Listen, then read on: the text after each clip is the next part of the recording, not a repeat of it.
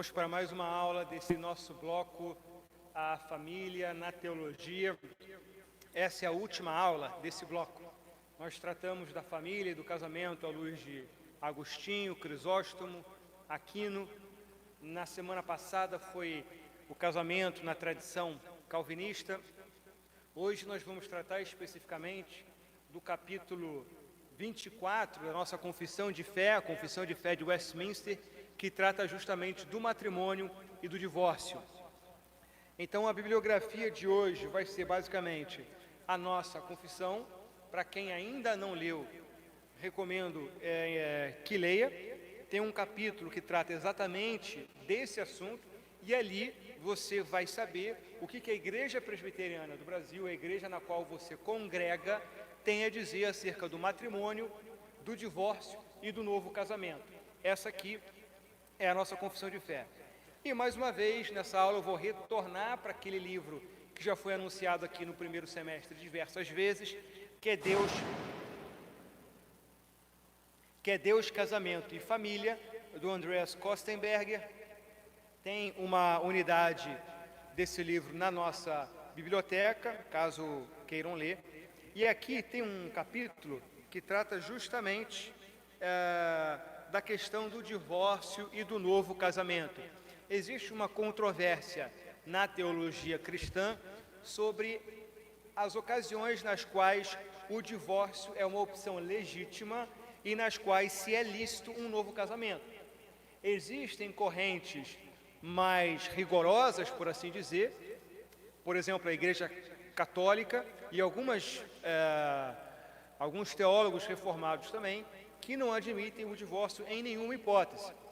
A nossa confissão interpreta a Escritura no sentido de que o divórcio ele é admissível, embora jamais ideal, mas é admissível nas hipóteses de adultério e de deserção obstinada do lar, e em ambas hipóteses o novo casamento é permitido, ao menos a parte inocente.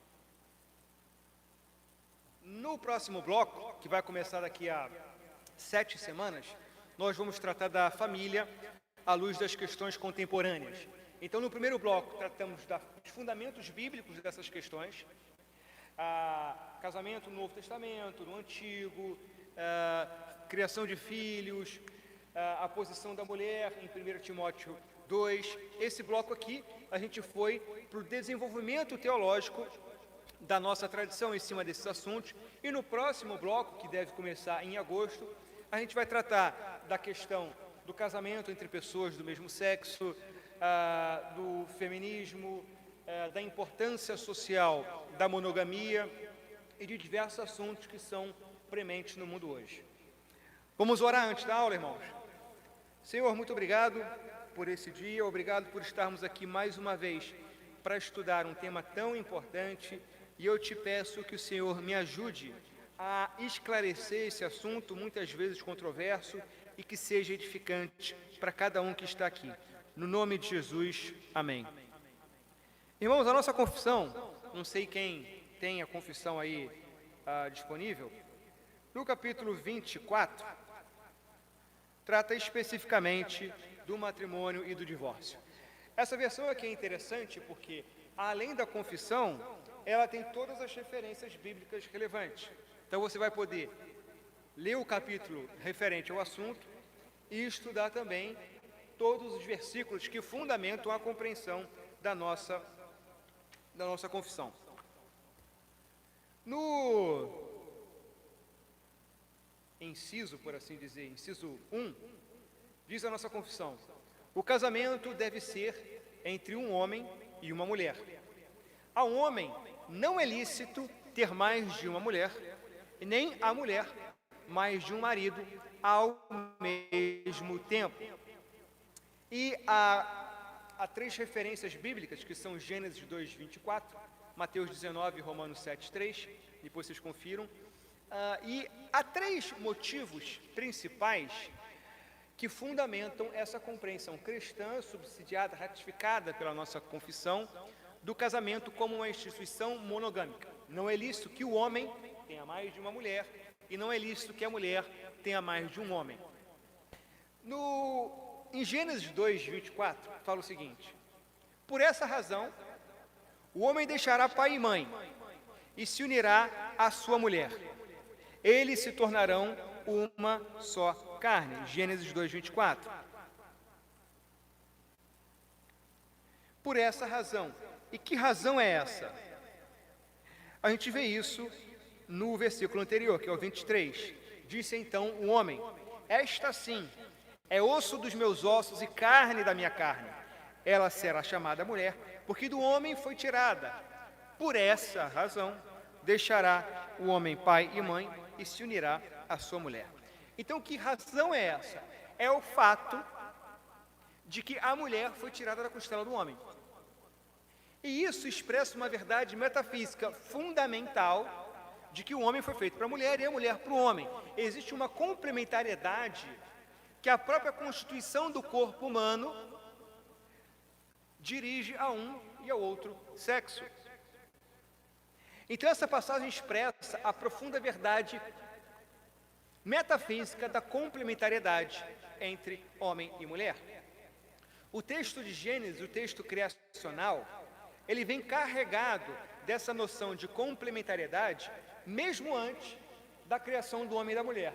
E eu já falei sobre isso aqui algumas vezes. O texto de Gênesis começa com a oposição entre trevas e luz, dia e noite, as águas do mar e a terra, entre a lua e o sol. Essa complementariedade com a qual Deus vai construindo o mundo, vai construindo o universo, ela reverbera na sua criação máxima, que é o homem e a mulher. O homem criado à imagem de Deus e, por conseguinte, criado como homem e mulher. Então, essa noção de complementariedade dos sexos é a instalação do ser humano, do homem, na própria ordem da criação. Então, percebam aqui o que o texto de Gênesis está colocando. Deus, o nosso Deus, existem diversas concepções de divindade. O Islã, por exemplo, tem uma concepção voluntarista, que é basicamente o seguinte: Deus faz o que quer, independente de razão. A concepção cristã clássica é uma concepção intelectualista. O que quer dizer? Deus age a partir de sua inteligência. Deus age com uma ordem, com uma razão. Ele não é um Deus arbitrário, como é o Deus do Islã, que faz o que quiser. Nessa concepção voluntarista, um exemplo absurdo, seria mais ou menos o seguinte: se Deus quisesse criar um mundo de tal forma que estuprar bebês fosse algo lícito, ele poderia fazê-lo. Esse é o Deus do Islã. A moral, aquilo que é verdadeiro, é aquilo que Deus, que Alá, diz o que é e acabou.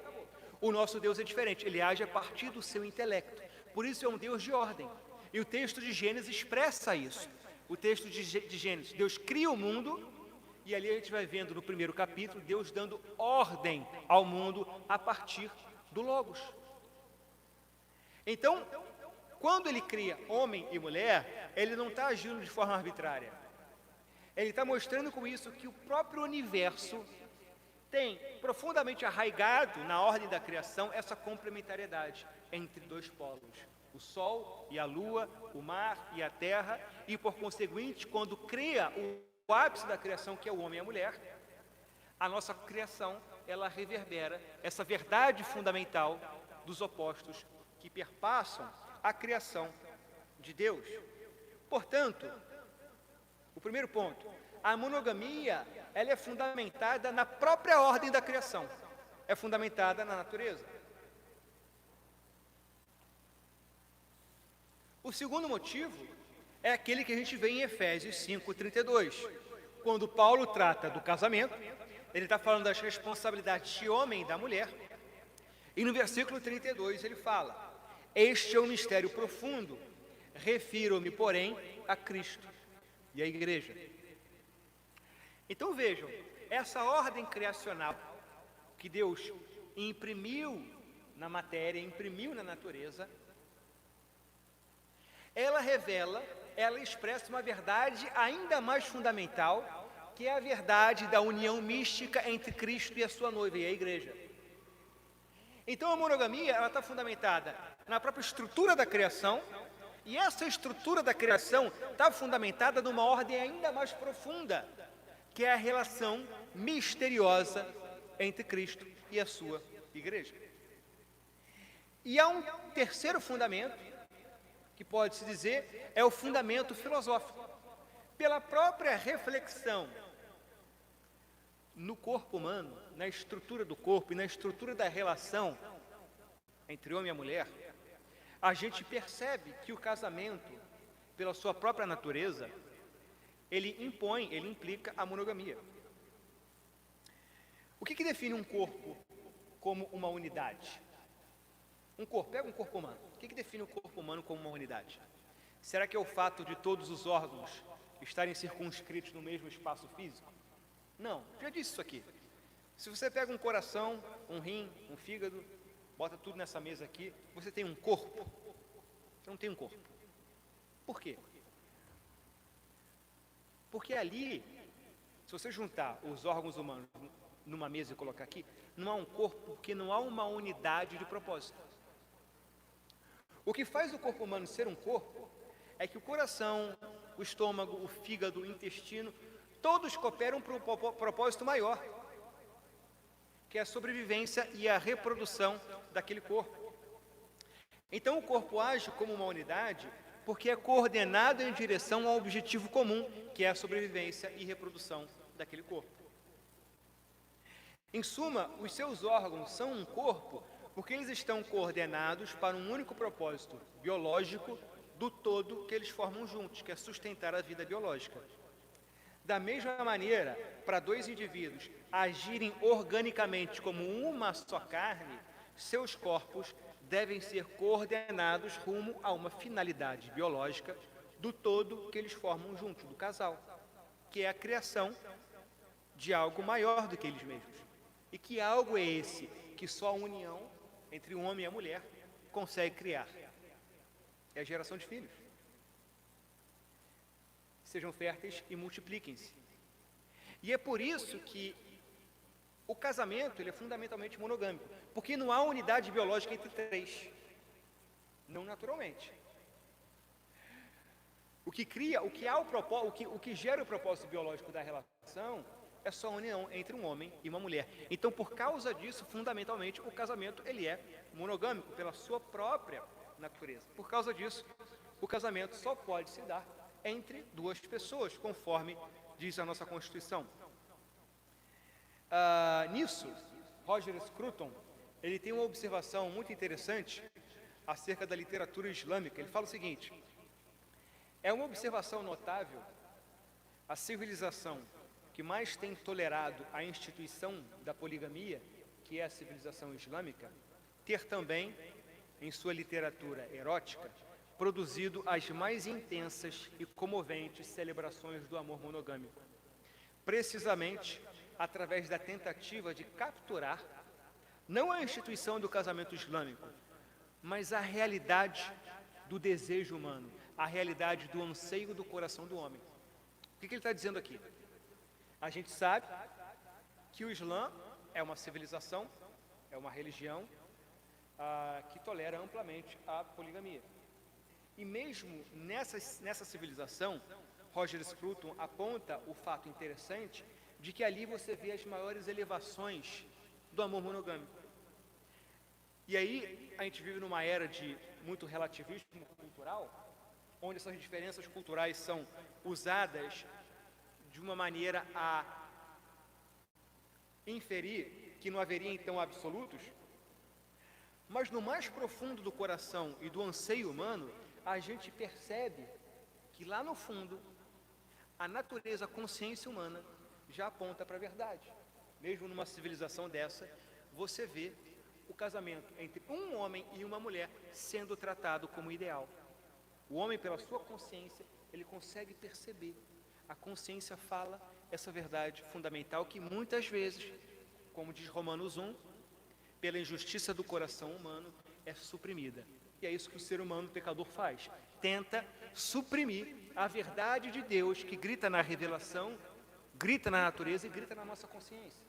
Mas no fundo, a realidade fala. Então, concluindo esse ponto, A monogamia ela é fundamentada na ordem criacional, como a gente vê no texto de Gênesis 1. Essa ordem criacional é fundamentada no mistério espiritual da relação entre Cristo e a sua igreja, e a própria natureza da relação matrimonial aponta e grita essa realidade de que o casamento ele é monogâmico. Agora, o casamento ele é por natureza, a gente viu isso um pouco na aula passada, por ser uma aliança, ele é uma relação de natureza pública. Não existe aliança privada. Por quê? Existe um propósito social na união matrimonial, que são os filhos, e o compromisso, ele exige publicidade, pela preservação desse próprio compromisso. A gente viu isso na aula passada, quando nós mostramos que na Genebra de Calvino, um dos requisitos de validade do matrimônio era tanto o registro civil, quanto a celebração religiosa. Por quê? Além da sua natureza pública do matrimônio, existe também o sentido religioso. Fundamentalmente, o casamento ele expressa uma verdade religiosa. E, portanto, na Genebra de Calvino se fazia assim, era exigido para a validade do casamento o reconhecimento perante a igreja. E por causa disso, não existe na Escritura e na tradição cristã a legitimidade do que se chama de coabitação ou de união estável. A gente vê isso naquela passagem em que Jesus se confronta com a mulher samaritana, que Jesus vira-se para ela e fala, vou abrir lá a passagem, João 4.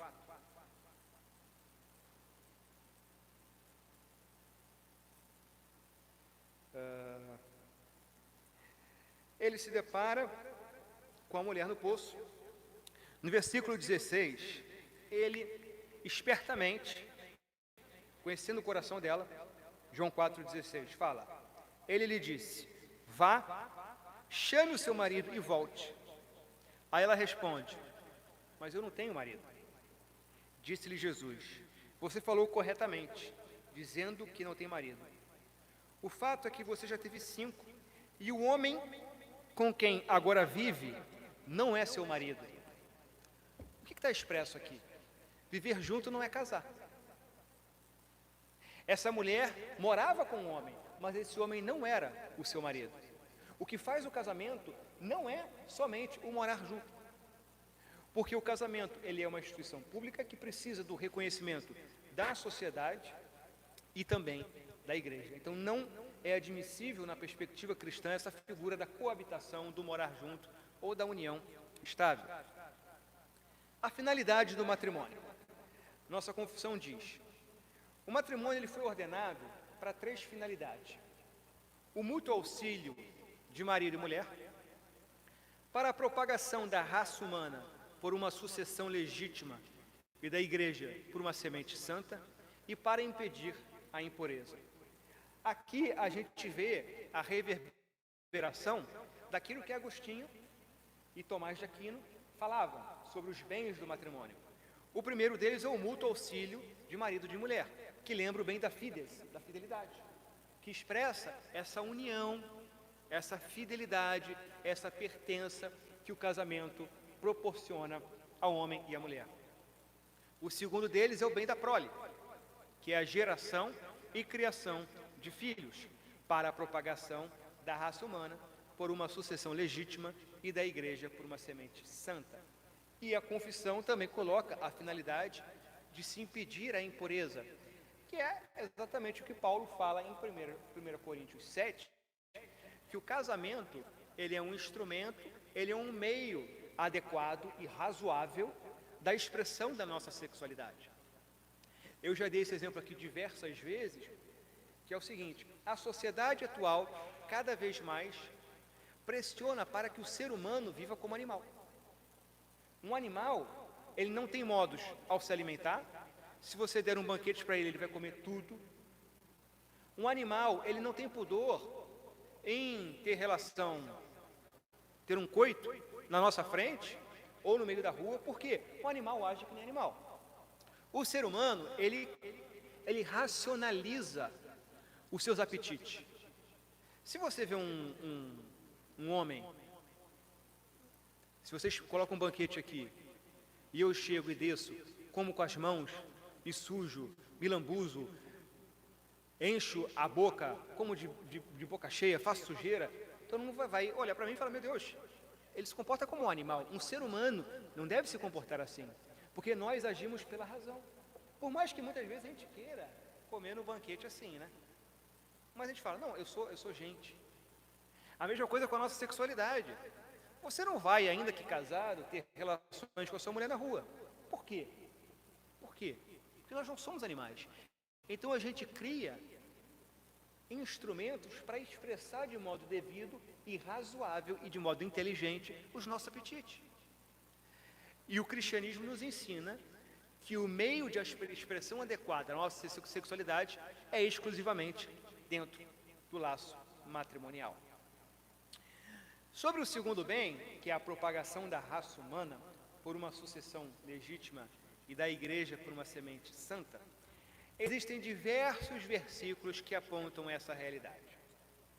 Gênesis 1, 28 fala, Deus os abençoou logo depois de criar homem e mulher, e lhes disse, sejam férteis e multipliquem-se, encham e subjuguem a terra, dominem sobre os peixes do mar, sobre as aves do céu e sobre todos os animais que se movem pela terra.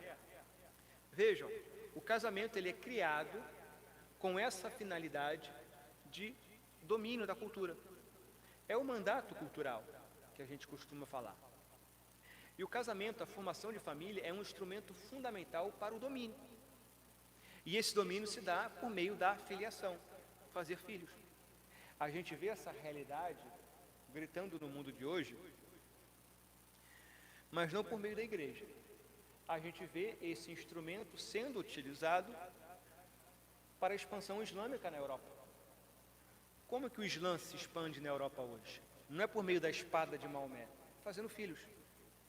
Imigram e começam a fazer filhos e filhos e filhos. E de acordo com o que as estatísticas mostram, dentro de 10 ou 20 anos, um país como a França, por exemplo, provavelmente será a maioria islâmica. Quem dominará? Não seremos nós. Dominará quem tem número, e serão eles. Salmo 113,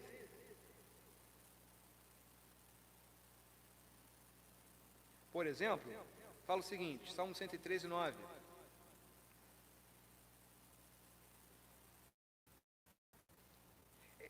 Do versículo 7. Ele levanta do pó o necessitado e ergue do lixo o pobre, para fazê-lo sentar-se com os príncipes do seu povo. Dá um lar à estéril, e dela faz uma feliz mãe de filhos. Aqui a gente vê como a fertilidade é tratada como uma bênção. No famoso Salmo 127, é ainda mais claro. Salmo 127, a partir do versículo 4, fala o seguinte: como flechas nas mãos do guerreiro são os filhos nascidos na juventude. Como é feliz o homem que tem a sua aljava cheia deles. Não será humilhado quando enfrentar seus inimigos no tribunal.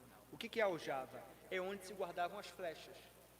Se você vai para uma guerra, trazendo para os dias de hoje, se você vai para uma guerra, você vai com um fuzil. E você vai com um fuzil carregado de munição.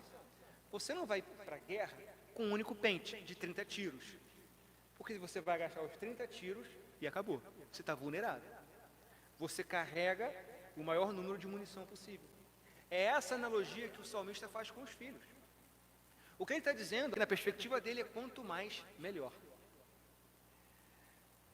Isso não quer dizer que tenhamos que ter filhos irresponsavelmente e desmedidamente. Não necessariamente.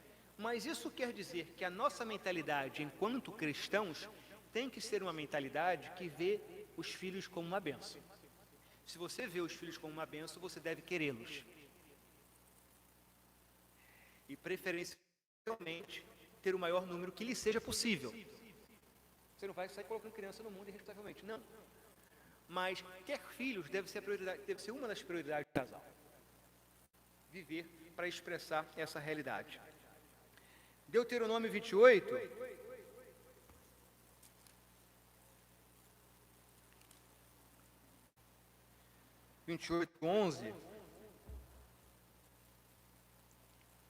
Deuteronômio 28:11. O Senhor lhes concederá grande prosperidade no fruto do seu ventre.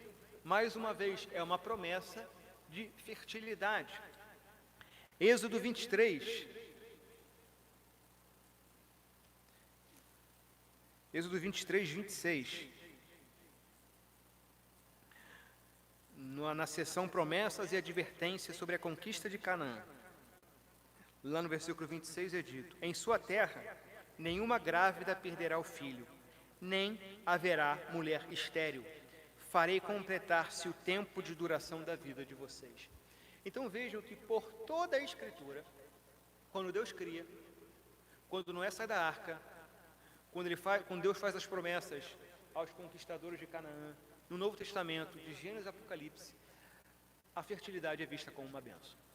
Então nós cristãos precisamos ajustar a nossa mente para que o propósito fundamental do nosso casamento esteja alinhado com aquilo que Deus pretende para as nossas vidas também. Quem pode casar? Nossa confissão comenta. Quem pode casar?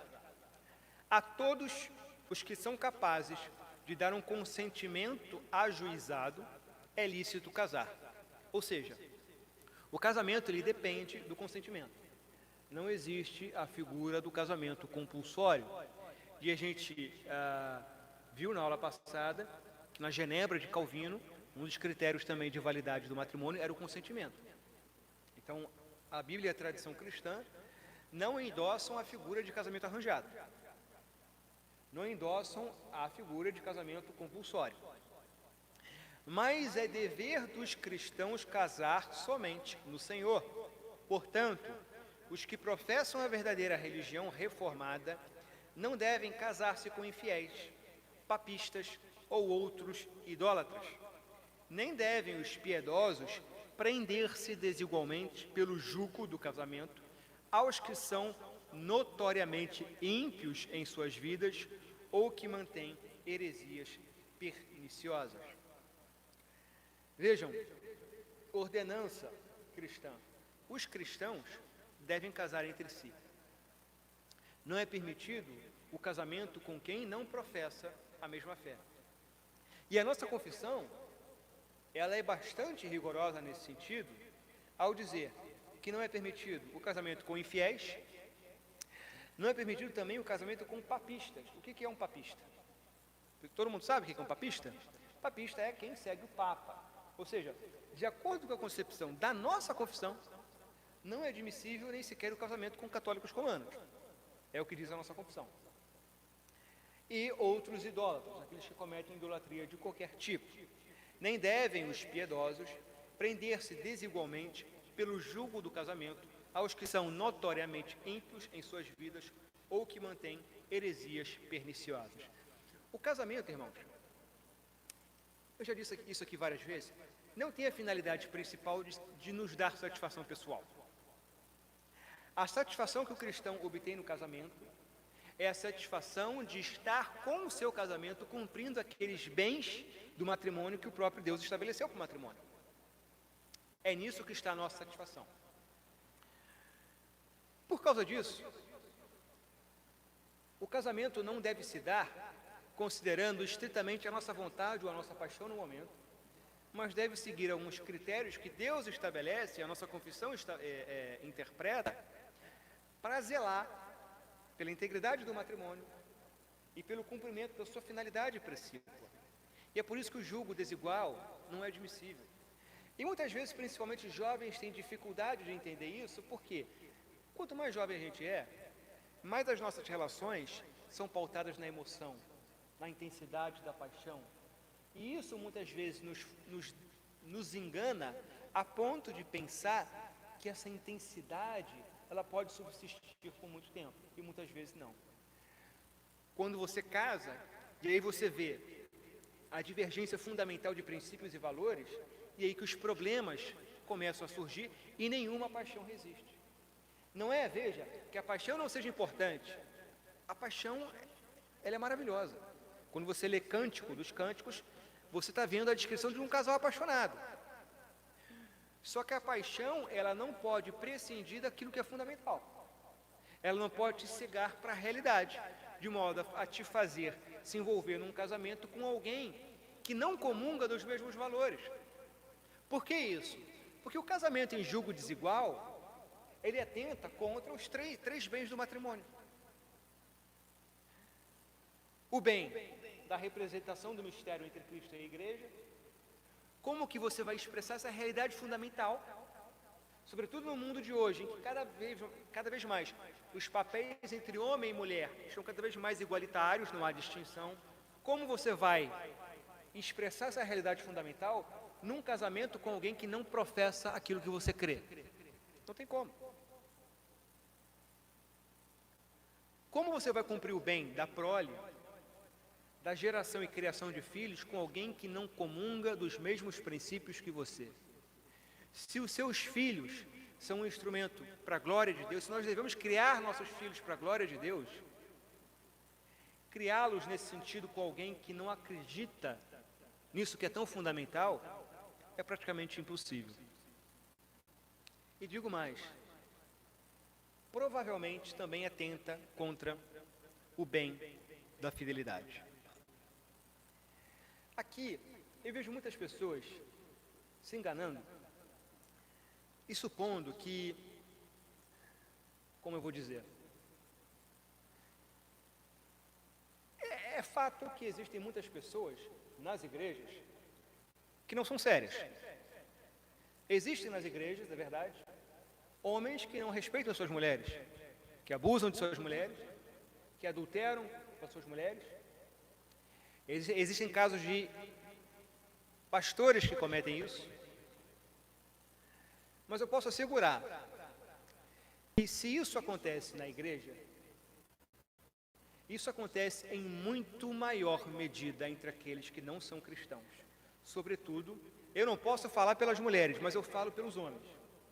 E eu acho que boa parte dos homens aqui que trabalham e têm uma relação com o mundo secular, trabalho secular, faculdade, o banheiro, o vestiário da academia, percebem como a permissividade e o adultério são tratados com absoluta normalidade.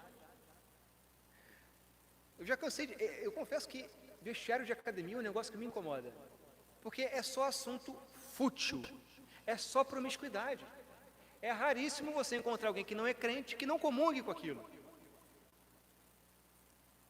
É muito comum amigos de trabalho tratarem com absoluta naturalidade a traição às suas esposas. Não acreditem no engano de que, em relação à fidelidade, os homens da igreja são equiparáveis aos homens não cristãos, porque isso não é verdade. Isso não quer dizer que qualquer homem da igreja seja um bom homem, certamente não é. Mas eu posso assegurar que proporcionalmente isso acontece em muito menor frequência. Então, obedeçam aquilo que a nossa confissão orienta, e orienta com base na Bíblia. Eu vou ler lá 1 Coríntios 7.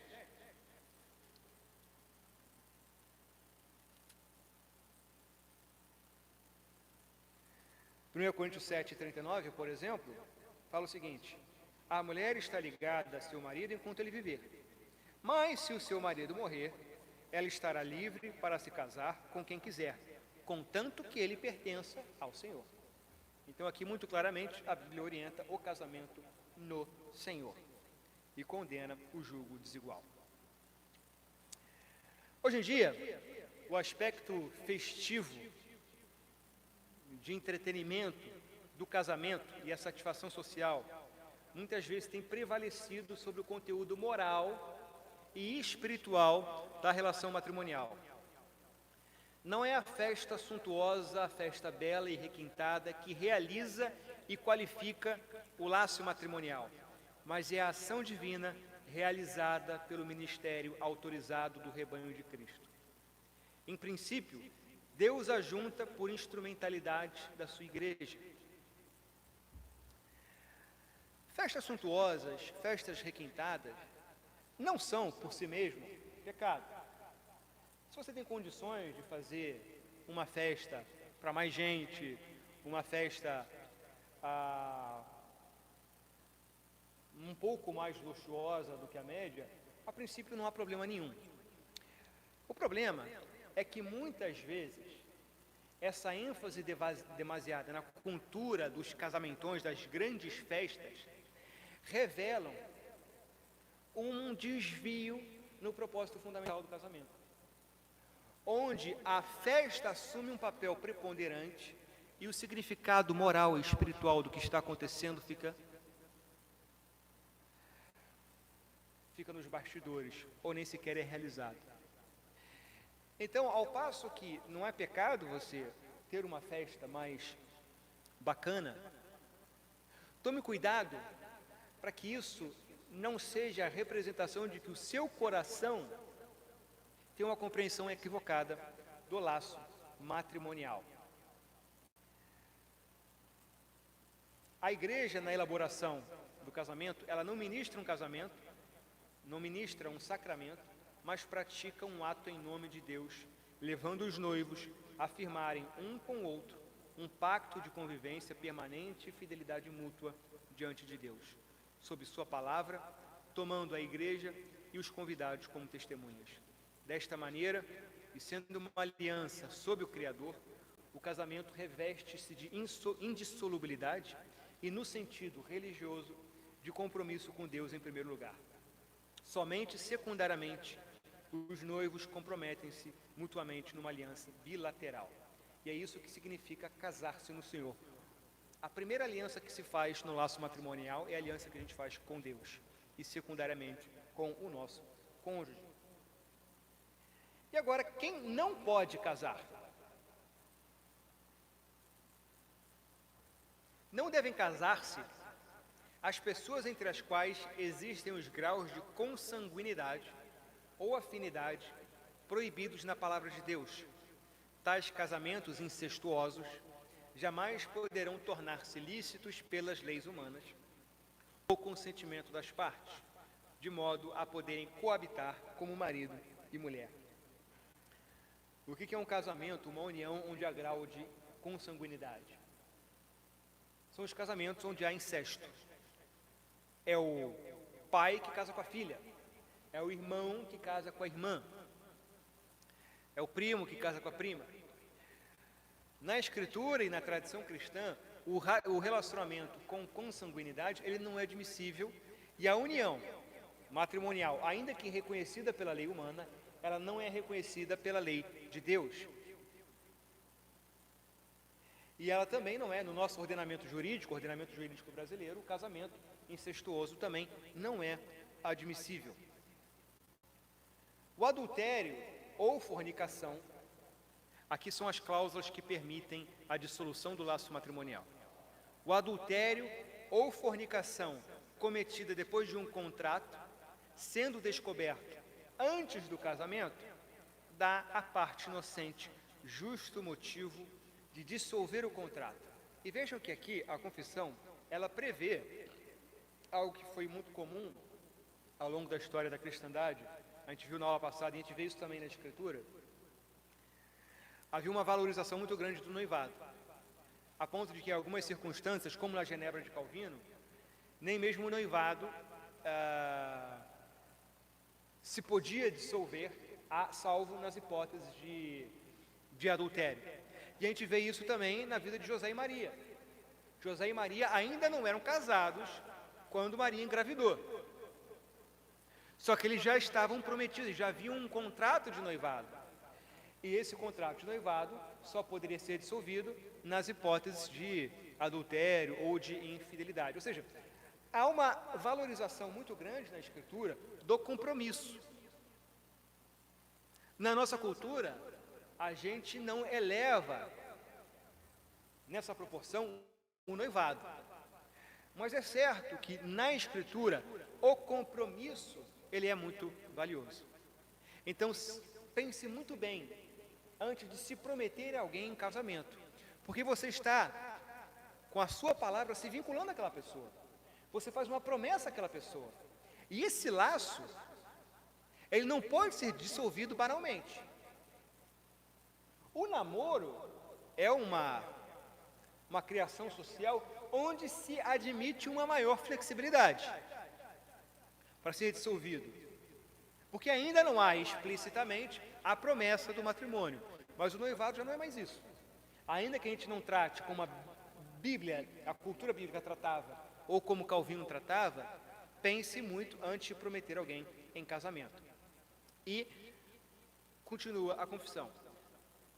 No caso de adultério depois do casamento, a parte inocente é lícito propor divórcio. E depois de obter o divórcio, casar com uma outra pessoa, como se a parte infiel fosse morta. Então a nossa confissão, ela admite o divórcio em duas possibilidades somente: adultério e deserção obstinada do lar. O que é isso? É quando um dos cônjuges simplesmente, resolutamente, decide abandonar o lar e não aceita mais o retorno ao matrimônio. Nesses dois casos, a parte vítima é permitido contrair novas núpcias, contrair novo casamento. Só que a nossa confissão ela estabelece um procedimento para o processo de divórcio. Esse processo de divórcio, ele não fica à discricionariedade dos envolvidos. Por quê?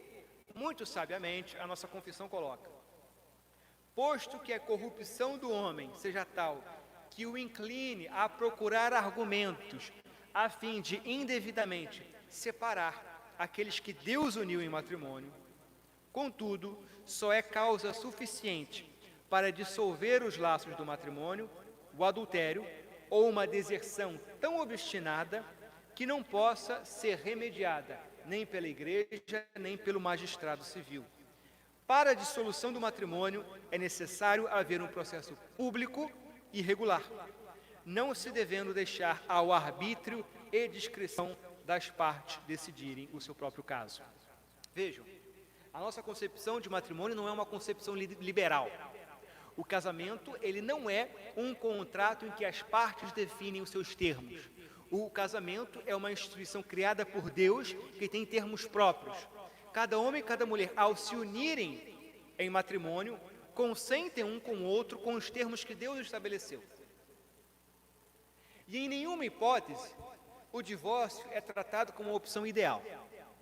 A opção ideal é sempre a reconciliação, seja em qualquer caso que for. Adultério, deserção.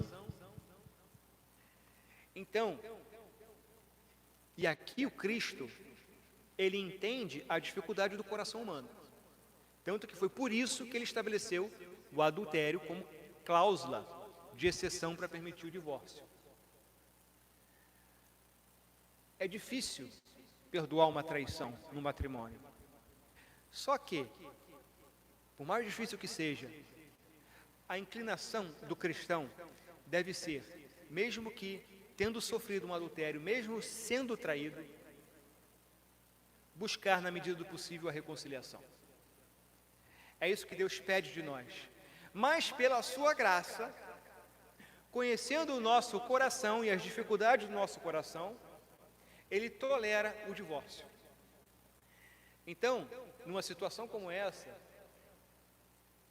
os envolvidos e a igreja e o magistrado civil devem sempre buscar primeiramente a reconciliação e somente permitir o divórcio quando de fato não houver mais nenhuma solução. Isso aqui vale inclusive, como eu falei, para o magistrado civil. Porque o coração humano, irmãos, e qualquer pessoa que faça uma autoavaliação, uma introspecção, consegue perceber, a gente está sempre buscando pretexto para justificar aquilo que a gente quer. A gente não ama a verdade. A gente quer ouvir aquilo que a gente quer e não aquilo que é verdadeiro. Então é muito comum, sobretudo quando envolve elementos muito passionais, como casamento, sexo, um adultério, a gente buscar motivos ou criar motivos para fazer aquilo que a gente quer. Não é incomum haver, não sei se o Joel já lidou com alguma situação pastoral nesse sentido, de uma parte alegar deserção do cônjuge, quando na verdade é aquela parte que se fez de vítima que cria uma situação para afastar o cônjuge, buscando com isso aquele motivo lícito. E é por isso que é preciso de um processo público e regular, onde as duas partes sejam ouvidas com a intenção de reconciliar. Somente quando atestada pela igreja a irreconciliação é que é permitido o divórcio. Bom, capítulo final. Há uma controvérsia, alguns irmãos devem estar cientes, sobre a cláusula de exceção que o Cristo estabelece para o divórcio, que é o adultério, em Mateus. Por quê? Os outros evangelhos sinóticos não apresentam essa cláusula de exceção, Marcos e Lucas. No texto de Marcos e Lucas, Jesus fala que o divórcio não é admissível, ponto. Em Mateus é que é acrescentada essa cláusula. Há muitos teólogos,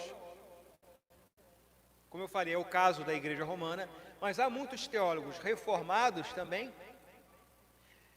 que, por uma série de razões, não admitem ou interpretam alternativamente a cláusula de exceção, supondo que, na verdade, seria uma cláusula aplicável ao noivado e não ao casamento, ou sugerindo que esse texto de Mateus deveria ser lido à luz dos textos de Marcos e Lucas.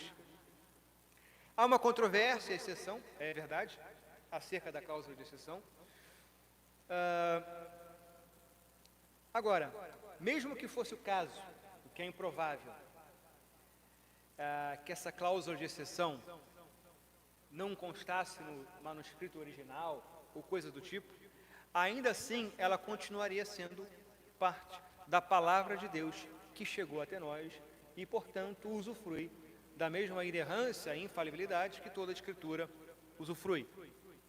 Então, qualquer que seja a nossa desconfiança à luz da crítica textual ou da hermenêutica, de algum princípio de hermenêutica, o fato é que no texto de Mateus essa cláusula está expressa. E nós seguimos essa leitura e a nossa confissão interpreta dessa maneira.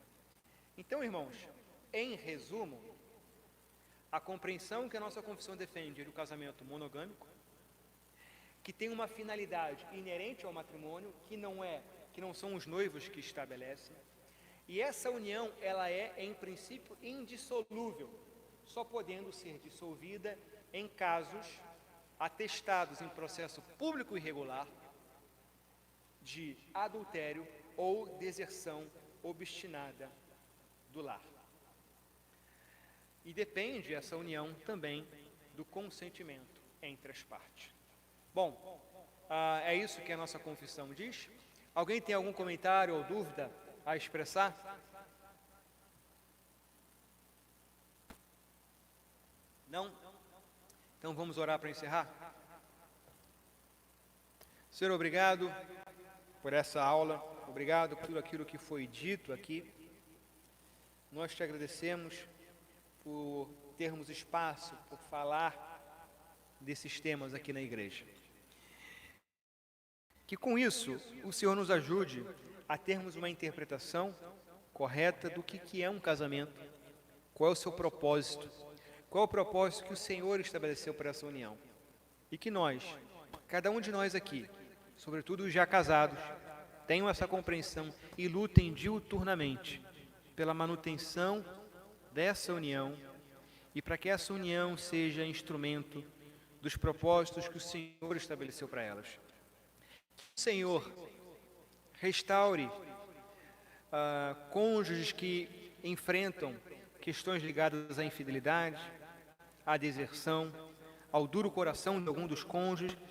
Prometa promova reconciliação, amolecendo o coração da parte obstinada e derramando graça no coração da parte ferida, para que, na medida do possível, as uniões aqui dessa igreja se preservem